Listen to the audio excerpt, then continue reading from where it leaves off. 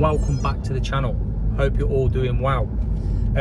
Today, just want to give a shout out to Golf Star Competition. So this is coming out on the Wednesday, okay, which will give you, if you want to, obviously, 5 days left to jump on the Rolex competition we've got going on at the minute. So $2.99 gives you the opportunity to go into a draw for a Rolex Submariner, black dial non-date, so really nice and classy, or £8,000 cash.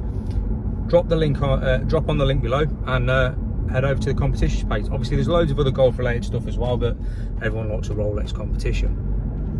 Straight into the matter at hand now. So again, another shout out to Golf Stars for letting me get my hands on the Garmin R10 approach. So basically the personal use launch monitor that Garmin do.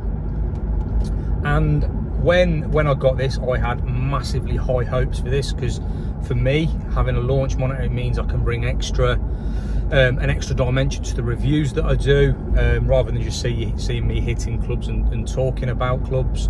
I can actually give you some ball data. Whilst obviously the data is relatable to me, it'll give you an idea of what the clubs are potentially, what the club's potentials are in an amateur's hand. Because I hit the ball all over the face. I don't get it out of the middle every time. So I had real high hopes for this. So I pitched it against a Trackman to see what's what, and I was pretty astounded with the difference in the numbers that were coming out. So here's the 2 sessions, if you will, on the Trackman just here. So giving you an average of let's call it 255 with my driver. So we've got 251 and a 258. Let's not look at the dispersion for now, but let's look at the pure yardage of average 255. Now, that's on the money. That's pretty much where I'm at. Pitching out at 250 or run out to 280, whatever. But yeah, so 250, 255, whatever. Now, let's look at the Garmin numbers. There's a considerable difference in those numbers. I'm watching the ball pitch over the 200 mark, around the 250 mark. I'm physically watching this. Yet the rangefinder, the Garmin R10, is telling me I'm pitching around 100 yards, 180 yards, 170 yards, I think it was. Carry distance, that's no. Like, that is not an average. Like, don't get me wrong, I'll hit on bad and there'll be 1 or 2 potentially in a session there, but as an average, absolutely not. Like, these numbers are so far wrong, it's ridiculous. Now, I had such high hopes for this that I've looked on YouTube and I've looked at other things, and there is a workaround for it. So to get the app to work, you use the Garmin Golf app, and it will take you onto a screen that promises to give you a lot of good data. We'll come into that in a minute. But the workaround is, you've got your Garmin app, and you've got to buy a secondary app, and you've got to manipulate numbers through that secondary app to get your numbers right. Now, I don't know for you, but for me, I want to get a launch monitor. I want to take it out of the box. I want to line it up, which in itself is science with the Garmin. And I want it to do what it says on the tin. I want it to give me those numbers. I don't want to have to go into the secondary app to do a walk around. So that in itself is really frustrating. I haven't done the walk around. I refuse to do it because that's not what I would have from the app. And to set it up, it is quite finicky. So you've got to get it very, I was using alignment sticks and spirit levels just to make sure it was dead straight and where it needed to be. So as far as alignment for it, I was happy with that. But it is quite finicky to get set up how you want it, really. And the data that it promises to give you is very similar to Trackman. So it'll give you your club path and your spin axes and your spin rate on the ball, your carry distance, your club head speed. It gives you a lot of ultimately in-depth detail. So if you wanted to drill down into your game and really start working on the numbers, you could, except you can't, because the numbers are so far wrong, and it would just, you'd end up having a mess, you know. Obviously the data capture I've got, I don't think it showed the spin numbers, but I'm quite spinny with a driver, so a low spinny driver for me, if I'm hitting it low spin, getting it low spin, I'm around 3,000. You know, that's, my driver is between 3,500 spin rates. A bad one, high threes, 3.7, 3.8. This was getting me around 5,000. That's a 5-iron spin rate. That's wrong. You know, those spin numbers are so far wrong. And again, if we look at direction, now those that know me, my shot shape is left to right. I'll maybe hit 1 in 7 dead left, straight left. Now the Garmin was plotting me everything left with 1 or 2 right, and that's not my shot. It just isn't. Again, that's potentially down to alignment, but with the shot shape I have, I would have it more centre to right rather than left to left. I would say, if the alignment was a little bit wrong.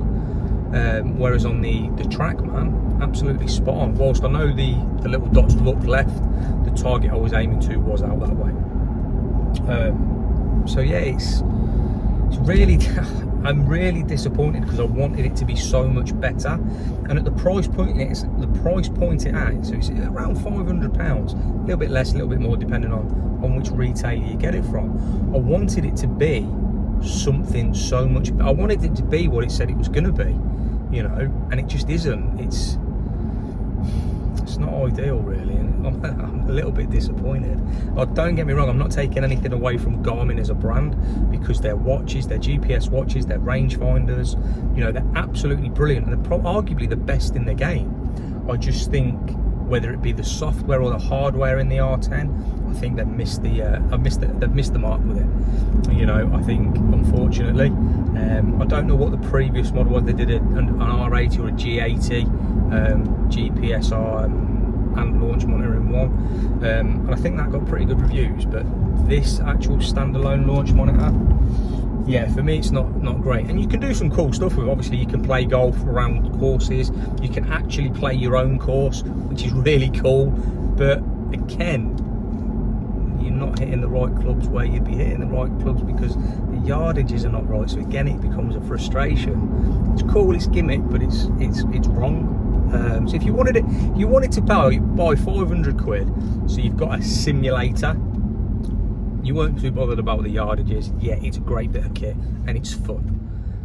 If you wanted it as a serious golfer, to work on your game and to improve your game and do your gapping sessions, you're not going to get that. You're just not, which is a frustration, because that's what I wanted it to be. If you wanted it as a bit of kit to have some fun with your mates on a Friday night, yeah, it's okay. But then you can just go to a Trackman range or a top tracer range and do the same there anyway. So for a tenner, big difference in price. But as I say, I'm not taking anything away from Garmin. Their actual general range is absolutely brilliant. I know James Robinson and Mark Crossfield have both tested this. Both pretty much come up with the same sort of thing. I mean, Mark tested it against his GC Quad, and again the numbers were wrong. They just were consistently wrong, but wrong. And again, that's not going to help you dial your numbers in. And for me, I think that, you know, Rick Shields is a Garmin ambassador. Now, he's product tested a lot of their range, but he hasn't product tested this. For me, for him not to have done that just tells me how off the mark it is. And it's a shame. It is a shame, because I wanted it to be so good, and it just isn't. But anyway, guys, just a quick one on the R10. If you have got one, if you have got one, please let me know what your views are on it and how you're finding it in comparison to say a Trackman or a GC Quad or a top tracer range. How do you find it? For me, the proof's in the pudding. It was wrong. So yeah, let me know how you got to get on. Once again, massive thank you to Golf Star Competitions. Don't forget, coming up the start of September, 9th of September, we've got our charity golf day for Marie Curie Cancer. That's on the website still, so jump over if you want to be in that. £99 a person. Obviously, chunk of the proceeds will go straight to charity. Guys, thank you for watching, take care, and I will see you all again very soon.